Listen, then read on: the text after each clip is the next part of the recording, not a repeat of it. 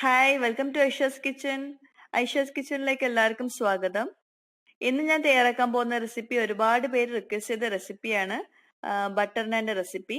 അപ്പോൾ നമുക്ക് നല്ല അടിപൊളിയായിട്ടുള്ള പെർഫെക്റ്റ് ആയിട്ടുള്ള ബട്ടർ നാൻ എങ്ങനെ വീട്ടിൽ അടിപൊളിയായിട്ട് തയ്യാറാക്കാൻ പറ്റും നോക്കാം. പിന്നെ കൂടാതെ ഇതിൽ ഞാൻ മുട്ട ചേർത്തിട്ടില്ല, ഈസ്റ്റും ചേർക്കുന്നില്ല, പിന്നെ ഓവണും യൂസ് ചെയ്യുന്നില്ല. അതിന് പകരം തവയിൽ വെച്ചിട്ടാണ് ഈ ഒരു ബട്ടർ നാൻ തയ്യാറാക്കുന്നത്. അപ്പോൾ നമുക്ക് റെസിപ്പി എങ്ങനെ നോക്കാം ഇനി. അപ്പോൾ ഇതൊക്കെ വെച്ചിട്ടാണ് നമ്മളിപ്പോൾ ഈ ഒരു ബട്ടർ നാൻ തയ്യാറാക്കാൻ പോകുന്നത്. ഞാനിപ്പോൾ ഇവിടെ 1.5 കപ്പ് മൈദ എടുത്തിട്ടുണ്ട്. മൈദ നന്നായിട്ട് അരിപ്പയിലൂടെ അരച്ചിട്ട് വേണം എടുക്കാൻ. പിന്നെ ഒരു കപ്പ് 250 ml ഒരു കപ്പാണ്, അപ്പോൾ 1.5 കപ്പ് എടുക്കാം. ഈ 1.5 കപ്പ് മൈദയിലേക്ക് ഞാൻ എടുത്തിട്ടുള്ളത് 1/4 കപ്പ് തൈരാണ്. തൈര് അധികം പുളിയില്ലാത്ത തൈര് എടുക്കണം, അതുപോലെ നല്ല കട്ടിയുള്ള തൈര് തന്നെ എടുക്കുക. ഇനി ഇതിലേക്ക് നമുക്ക് 1/2 ടീസ്പൂണ് പഞ്ചസാര വേണം, 1/2 ടീസ്പൂൺ ഉപ്പ്, അതുപോലെ തന്നെ 1/2 ടീസ്പൂൺ ബേക്കിംഗ് സോഡ വേണം. ബേക്കിംഗ് സോഡയാണ് എടുക്കേണ്ടത്. തൈര് യൂസ് ചെയ്യുമ്പോൾ നമ്മൾ ബേക്കിംഗ് സോഡയാണ് വേണ്ടത്, ബേക്കിംഗ് പൗഡർ യൂസ് ചെയ്യരുത്. പിന്നെ ഇതിലേക്ക് നമുക്ക് വേണ്ടത് ഒരു 1/4 കപ്പ് ഓയിൽ വേണം. സൺഫ്ലവർ ഓയിൽ അല്ലെങ്കിൽ വെജിറ്റബിൾ ഓയിലോ യൂസ് ചെയ്യാം. പിന്നെ അതുപോലെ ബട്ടർ ഞാൻ ചെറിയൊരു പീസ് എടുത്തിട്ടുണ്ട്. അത് ലാസ്റ്റ് നമ്മൾ ഇതിന്റെ മുകളിലൊന്ന് പുരട്ടി കൊടുക്കാൻ വേണ്ടിയിട്ടാണ്. അത് നല്ല ടേസ്റ്റ് ആണ്. അപ്പോൾ ബട്ടർ അല്പം വേണം, നിർബന്ധം കേട്ടോ. അപ്പോൾ നമ്മൾക്ക് ഇതെല്ലാം കൂടി ഒന്ന് മിക്സ് ചെയ്തെടുക്കണം. അതിന് വേണ്ടിയിട്ട് ഇതുപോലൊരു വലിയൊരു ബൗൾ എടുത്തിട്ട് അതിലേക്ക് നമുക്ക് മൈദയും തൈരും ബേക്കിംഗ് പൗഡറും സോൾട്ടും അതുപോലെ പഞ്ചസാരയും ചേർത്തിട്ട് നന്നായിട്ടൊന്ന് മിക്സ് ചെയ്ത് കൊടുക്കാം. പിന്നെ നമുക്ക് ഇതിലേക്ക് വെള്ളം ആവശ്യമുണ്ട്. വെള്ളം സാധാ വെള്ളം യൂസ് ചെയ്താൽ മതി. ചൂടുവെള്ളം അല്ലെങ്കിൽ ഇളം ചൂടോ ഒന്നും ആവശ്യമില്ല, സാധാ വെള്ളം തന്നെ യൂസ് ചെയ്താൽ മതി. അപ്പോൾ ഇത് നന്നായിട്ട് മിക്സ് ചെയ്ത ശേഷം നമുക്ക് ഇതിലേക്ക് വെള്ളം ചേർത്ത് കൊടുക്കാം. വെള്ളം ചേർത്ത് കൊടുക്കുമ്പോൾ നമ്മളിത് കുഴയ്ക്കാൻ ആവശ്യമുള്ള വെള്ളം തന്നെ ചേർത്ത് കൊടുക്കണം. നമുക്കൊരു സ്റ്റിക്കി ആയിട്ടുള്ളൊരു മാവാണ് വേണ്ടത്. കയ്യിൽ ഒട്ടി പിടിച്ചാലും കുഴപ്പമില്ല, പക്ഷെ നന്നായിട്ട് വെള്ളം ആവശ്യമുണ്ടാവും ഇതിൽ മാവിൽ. അപ്പോൾ നന്നായി ആവശ്യത്തിനുള്ള വെള്ളം ഒഴിച്ചിട്ട് തന്നെ നമ്മളിത് കുഴച്ചെടുക്കണം. കയ്യിൽ ഒട്ടി പിടിക്കും ചെറുതായിട്ട്, അപ്പോൾ കുഴപ്പമില്ല. നമ്മൾ ഡ്രൈ ആക്കിയിട്ട് കുഴച്ചെടുക്കരുത്, അത് പ്രത്യേകം ശ്രദ്ധിക്കുക. അത്യാവശ്യം നനവോട് കൂടിയിട്ട് തന്നെ കുഴച്ചെടുക്കണം. ഇപ്പോൾ ഈ ഒരു മാവ് നന്നായിട്ട് കയ്യിൽ ഒട്ടിപ്പിടിക്കുന്നതുകൊണ്ട് നമുക്ക് വല്ലാണ്ട് ഇത് കുഴയ്ക്കാൻ പറ്റില്ല. അപ്പോൾ അതുകൊണ്ട് കുഴപ്പമൊന്നുമില്ല. ഇത് ചെറുതായിട്ടൊന്ന് നമ്മളൊന്ന് ഒരു മാവിന്റെ ഒരു പരുവാക്കി എടുത്താൽ മതി. ഇപ്പോൾ ആ ഒരു പരുവായിട്ടുണ്ട്. ഇതെല്ലാം കൂടി നന്നായിട്ട് നമ്മളൊന്ന് മിക്സ് ചെയ്ത് വെച്ചിട്ടുണ്ട്. ഇനി നമുക്കിതിലേക്ക് അല്പം ഓയിൽ ചേർത്ത് കൊടുക്കാം.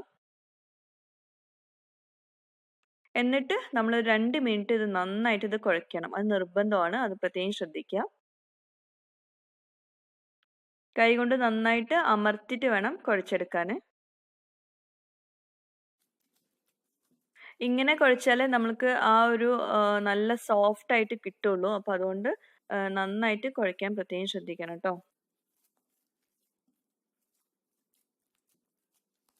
ചെറുതായിട്ട് ലാസ്റ്റ് ഒക്കെ വരുമ്പോൾ ചെറുതായിട്ട് കയ്യിൽ വീണ്ടും ഒട്ടിപ്പിടിക്കും, അത് കുഴപ്പമില്ല. എന്നാലും മാക്സിമം നന്നായിട്ട് കുഴയ്ക്കുക.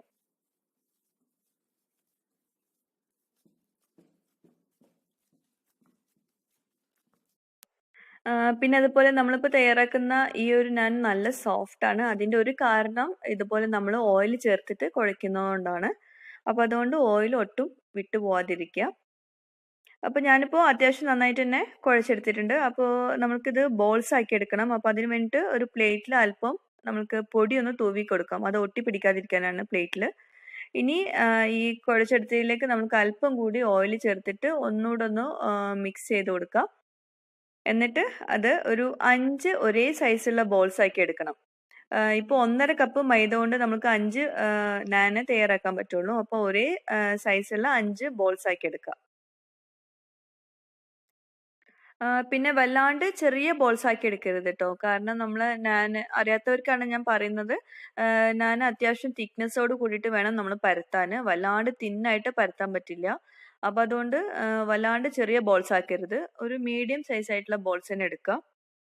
അപ്പം നമുക്ക് ഈ ഒരു ഇത് മാവ് കൊണ്ട് നമുക്ക് 5 ബോൾസേ പറ്റുള്ളൂ.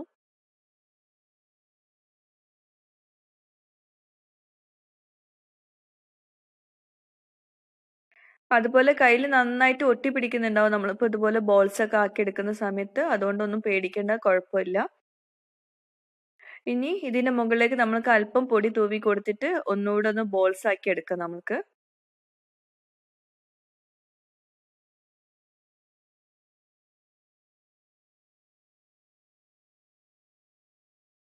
ഈ മാവ് കുഴച്ച പാട് നമ്മൾ വെക്കരുത്. അതിന് പകരം ഇതുപോലെ ബോൾസ് ആക്കിയിട്ട് വേണം നമ്മളിത് അരമണിക്കൂർ വെക്കാന്.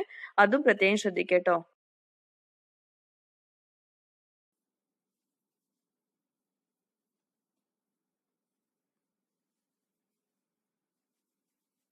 അപ്പോൾ എല്ലാം ബോൾസ് ആക്കി എടുത്തിട്ടുണ്ട്. ഇനി നമുക്ക് ഇതിന്റെ മുകളിലേക്ക് അല്പം കൂടി ഓയിൽ ചേർത്ത് കൊടുക്കാം.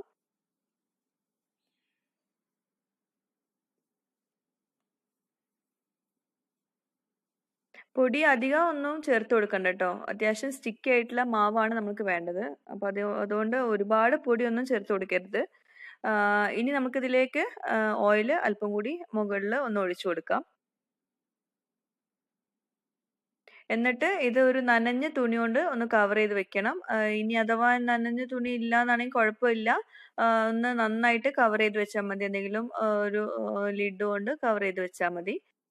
അരമണിക്കൂർ നമ്മളിത് വെക്കണം. എന്നിട്ട് മാത്രമേ നമ്മളിത് പരത്തിയെടുക്കാവൂ. അത് പ്രത്യേകം ശ്രദ്ധിക്കുക. അരമണിക്കൂർ വെക്കൽ നിർബന്ധമാണ് കേട്ടോ. അപ്പോൾ അരമണിക്കൂർ നമ്മളിപ്പോൾ മാവ് അവിടെ വെച്ചിട്ടുണ്ട്. ഇനി നമുക്കിത് പരത്തിയെടുക്കണം. അപ്പോൾ ഞാൻ ഇതുപോലെ റോളിംഗ് ബോർഡ് വെച്ചിട്ടാണ് പരത്തിയെടുക്കുന്നത്. അപ്പോൾ അല്പം പൊടി ഒന്ന് തൂവിയിട്ട് നന്നായിട്ടൊന്ന് പ്രസ് ചെയ്ത് കൊടുക്കുക നമ്മൾക്ക്. ഇതിപ്പോൾ നമ്മൾ ചപ്പാത്തി പരത്തുന്ന പോലെ വല്ലാണ്ട് തിന്നായിട്ട് പരത്തരുത്. അതുപോലെ ഒരുപാട് പരത്തും ചെയ്യരുത്. ഞാനിപ്പോൾ ചെയ്ത് കാണിച്ചു തരാം. ഇതുപോലെ ഒന്ന് ചെറുതായിട്ടൊന്ന് റൗണ്ട് ഷേപ്പിൽ ആക്കി എടുക്കണം ആദ്യം. എന്നിട്ട് ഒന്ന് ചെറുതായിട്ടൊന്ന് പരത്തി കൊടുക്കാം.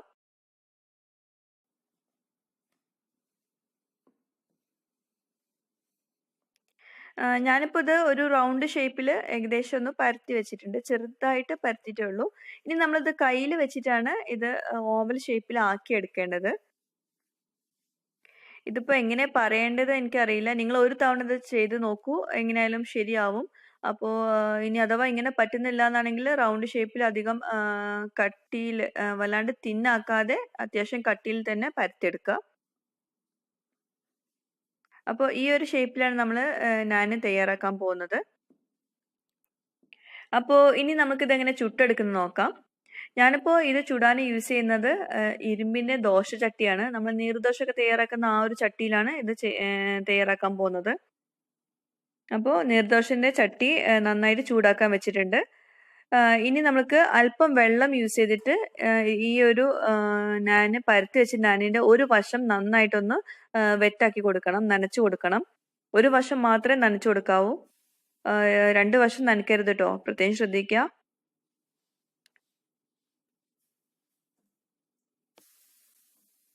അപ്പോൾ നമ്മുടെ ദോശച്ചട്ടി ഇപ്പോൾ നന്നായിട്ട് ചൂടായിട്ടുണ്ട്.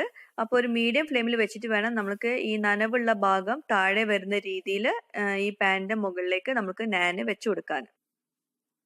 ഇതിങ്ങനെ ചെയ്യാനുള്ള കാരണം എന്താണെന്ന് വെച്ചാൽ നമ്മളിപ്പോൾ അല്പം കഴിഞ്ഞാൽ ഇത് നമ്മളൊന്ന് മറിച്ചിട്ട് കൊടുക്കുന്നുണ്ട്. ഈ പാനോട് കൂടിയിട്ട് നമ്മളിത് മറിച്ചിട്ട് കൊടുക്കുന്നുണ്ട്. അപ്പോൾ ഇത് ഈ പാനിൽ ഒട്ടിപ്പിടിക്കാൻ വേണ്ടിയിട്ട് നമ്മളിതുപോലെ വെള്ളം ഒന്ന് പ്രസ് ചെയ്ത് കൊടുക്കുന്ന വെള്ളം കൊണ്ട്. ഇനിയാണ് ഇതിൽ ശ്രദ്ധിക്കാനുള്ളത്. നമ്മളിപ്പോൾ ഇതിലേക്ക് പാനിലേക്ക് ഇട്ട പാടെ ഒരു 30 സെക്കൻഡ് കഴിഞ്ഞാൽ തന്നെ ഇതുപോലെ ബബിൾസ് ആയിട്ട് വരും. ഇപ്പോൾ കണ്ടോ, നന്നായിട്ട് പൊങ്ങി വരുന്നുണ്ട്. ഈ ഒരു സമയത്ത് നമ്മളിത് ഈ പാനോട് കൂടിയിട്ട് ഇത് മറിച്ചിട്ട് കൊടുക്കണം. ഞാനിപ്പോൾ ഈ ടിഷ്യൂ യൂസ് ചെയ്തിട്ടാണ് ഇത് മറിച്ചിട്ട് കൊടുക്കുന്നത്. അപ്പോൾ ഇതുപോലെ നമ്മൾ തിരിച്ചിട്ട് കൊടുക്കണം. അതൊരു 30 സെക്കൻഡ് വെച്ച് കൊടുത്താൽ മതി. കൂടുതൽ നേരം ആവേണ്ട ആവശ്യമില്ല. ഇനി വല്ലാണ്ട് ഡാർക്കായിട്ട് വേണമെങ്കിൽ കൂടുതൽ നേരം വെക്കാം. ഇപ്പോൾ കണ്ടോ, ചെറുതായിട്ട് അവിടെ കളർ ചേഞ്ച് വരുന്നുണ്ടല്ലോ. വല്ലാണ്ട് ചിലർക്ക് നല്ല ബ്ലാക്ക് ആയിട്ട് വരേണ്ടി വരും. അങ്ങനെ വരുമ്പോൾ അല്പം കൂടി കൂടുതൽ വെച്ച് കൊടുക്കാം. അപ്പൊ ഞാനിപ്പോൾ ഈ ഒരു പരുവത്തിലാണ് ഞാൻ നിർത്തുന്നത്. വല്ലാണ്ട് ഡാർക്ക് ആക്കി എടുക്കുന്നില്ല. അപ്പൊ നല്ല അടിപൊളിയായിട്ട് നാൻ റെഡിയായി വന്നിട്ടുണ്ട്. നല്ല സോഫ്റ്റ് ആണ് മുകൾ ഭാഗം. അതുപോലെ അടിഭാഗം കണ്ടോ, നന്നായിട്ട് റെഡി ആയിട്ടുണ്ട്. ഇനി ഈ ഒരു ചൂടോട് കൂടിയിട്ട് തന്നെ ഇതിന്റെ മുകളിലേക്ക് നമ്മൾ നേരത്തെ റെഡിയാക്കി വെച്ചിട്ടുള്ള ബട്ടർ ഉണ്ടല്ലോ, സോഫ്റ്റ് ആക്കിയിട്ടുള്ളത്, അത് ഇതിന്റെ മുകളിലേക്ക് നമുക്കൊന്ന് തേച്ച് കൊടുക്കാം. ഞാൻ അല്പം മാത്രമേ തേക്കുന്നുള്ളൂ. നിങ്ങൾക്ക് വേണമെങ്കിൽ കുറച്ചും കൂടി കൂടുതൽ ചെയ്ത് കൊടുക്കാം. അങ്ങനെ വരുമ്പോൾ നല്ല ടേസ്റ്റ് ആണ്, നല്ലൊരു ഫ്ലേവർ ആണ് ആ ബട്ടർ നമ്മളൊന്ന് സ്പ്രെഡ് ചെയ്ത് കൊടുക്കുമ്പോൾ.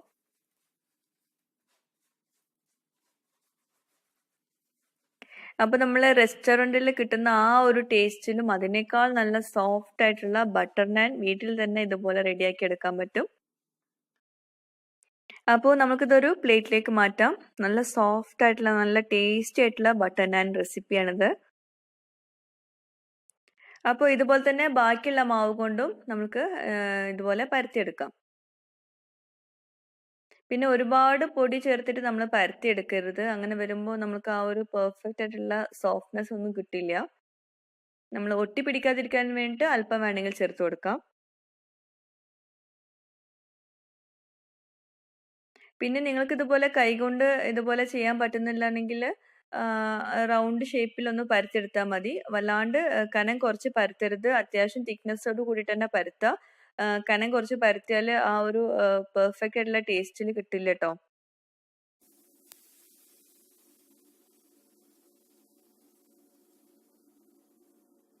ഇപ്പോൾ പാന് നന്നായിട്ട് ചൂടായി കിടക്കുകയാണ്. അപ്പോൾ അതുകൊണ്ട് നമ്മൾ ഇത് ആഡ് ചെയ്ത് കൊടുക്കുന്നതിന് മുമ്പ് ചെറുതായിട്ടൊന്ന് വെള്ളം തടവി കൊടുക്കുന്നത് നല്ലതാണ്.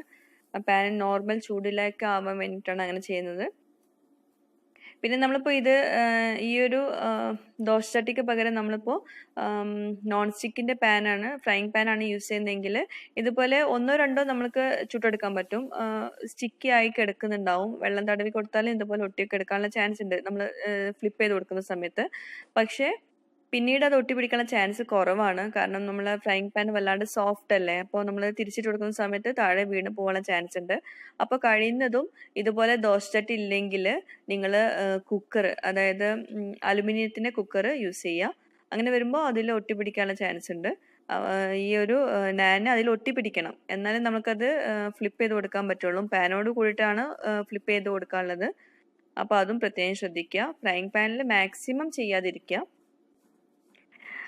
ഈ ബട്ടർ നാൻ്റെ വീഡിയോ ഒരുപാട് പേര് റിക്വസ്റ്റ് ചെയ്ത വീഡിയോ ആയതുകൊണ്ട് ഞാൻ അത്യാവശ്യം നല്ല ഡീറ്റെയിൽഡ് ആയിട്ട് തന്നെ ഇത് പറയുന്നത്. അപ്പോൾ അതുകൊണ്ട് ഇത് അറിയാത്തവർക്ക് ഇത് നല്ല യൂസ്ഫുൾ ആവുന്ന ഉറപ്പാണ്. പക്ഷേ അറിയുന്നവരുണ്ടെങ്കിൽ സോറി കേട്ടോ, അത്യാവശ്യം ഇത് ലെങ്തിയാണ് ഈ ഒരു വീഡിയോ.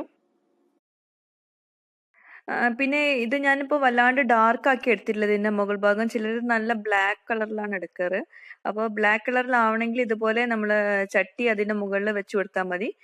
നമ്മൾ കൈയും വല്ലാണ്ട് ചൂടാവില്ല. ഇതുപോലെ ദോശ ചട്ടിയാണ് നിങ്ങൾ യൂസ് ചെയ്യുന്നതെങ്കിൽ ഇതുപോലെ വെച്ച് കൊടുത്താൽ മതി.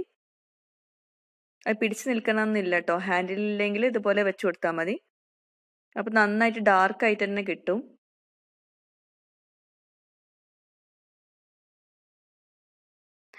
ഇനി ഞാൻ ഇത് ഫ്രൈയിങ് പാനിൽ എങ്ങനെ തയ്യാറാക്കും നോക്കാം.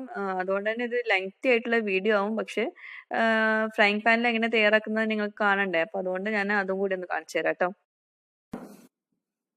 അപ്പോൾ ഫ്രൈയിങ് പാനിലുള്ളത് നമുക്ക് ഇതുപോലെ ഒന്ന് പരത്തിയെടുക്കാൻ നോക്കാം.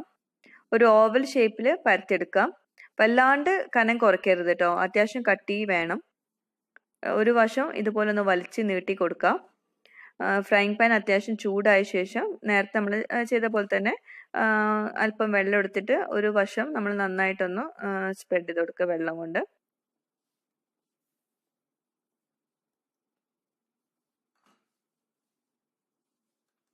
ഫ്രൈയിങ് പാനിൻ്റെ അകത്ത് വളരെ സോഫ്റ്റ് ആയതുകൊണ്ട് നമുക്കിത് വല്ലാണ്ട് ഇത് ഒട്ടിപ്പിടിക്കില്ല. ഒന്നോ രണ്ടോ നമുക്ക് നന്നായിട്ട് ചുട്ടെടുക്കാൻ പറ്റും. പിന്നെ മൂന്നാമത് നമ്മൾ ട്രൈ ചെയ്യുമ്പോൾ അത് നമ്മൾ അതിൽ ഒട്ടിപ്പിടിക്കില്ല. അപ്പോൾ അതുകൊണ്ട് അത് വിട്ടുപോകും. പിന്നെ നോൺ സ്റ്റിക്കിൻ്റെ ഫ്രൈയിങ് പാൻ ആയതുകൊണ്ട് നമുക്കിത് ഒരുപാട് നേരമൊന്നും ഇതുപോലെ തിരിച്ചിട്ട് കൊടുക്കാൻ പറ്റില്ല. കാരണം ഇപ്പോഴേ കണ്ടോ അത് വിട്ടു പോരുന്നുണ്ട്. അപ്പോൾ വേണമെങ്കിൽ നിങ്ങൾക്ക് രണ്ട് വശം ഒന്ന് തിരിച്ചിട്ട് കൊടുക്കാം. പാനിൻ്റെ അകത്ത് വെച്ചിട്ട് തിരിച്ചിട്ട് കൊടുക്കാം. എന്നിട്ട് ചൂടോട് കൂടിയിട്ട് തന്നെ അതിൻ്റെ മുകളിലേക്ക് നമുക്ക് അല്പം ബട്ടർ ഒന്ന് തേച്ച് പിടിപ്പിക്കാം. ടേസ്റ്റിൽ വ്യത്യാസമൊന്നും ഉണ്ടാവില്ല കേട്ടോ. പക്ഷെ കാണാൻ ആ ഒരു നാനിൻ്റെ ആ ഒരു ലുക്ക് ഉണ്ടാവില്ല എന്നേ ഉള്ളൂ.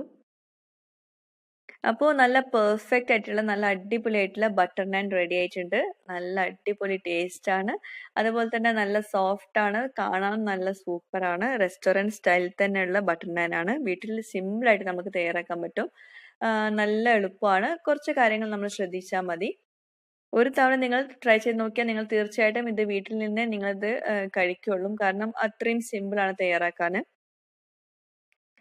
അപ്പോൾ ഈ റെസിപ്പി ട്രൈ ചെയ്ത് നോക്കിയിട്ട് നിങ്ങൾ ഫീഡ്ബാക്ക്സ് അറിയിക്കാൻ വിട്ടുപോകരുത് കേട്ടോ. അതുപോലെ എന്തെങ്കിലും സജഷൻസ് എന്തെങ്കിലും ഉണ്ടെങ്കിൽ ഈ കമന്റ് ബോക്സിൽ ഇതിന് താഴെ ചേർക്കാവുന്നതാണ്. അപ്പോൾ ഐഷാസ് കിച്ചൺ ഇതുവരെ സബ്സ്ക്രൈബ് ചെയ്യാത്തവരുണ്ടെങ്കിൽ സബ്സ്ക്രൈബ് ചെയ്യുക. ഫ്രണ്ട്സുമായിട്ടും ഈ ഒരു ചാനൽ ഷെയർ ചെയ്യുക കേട്ടോ. താങ്ക്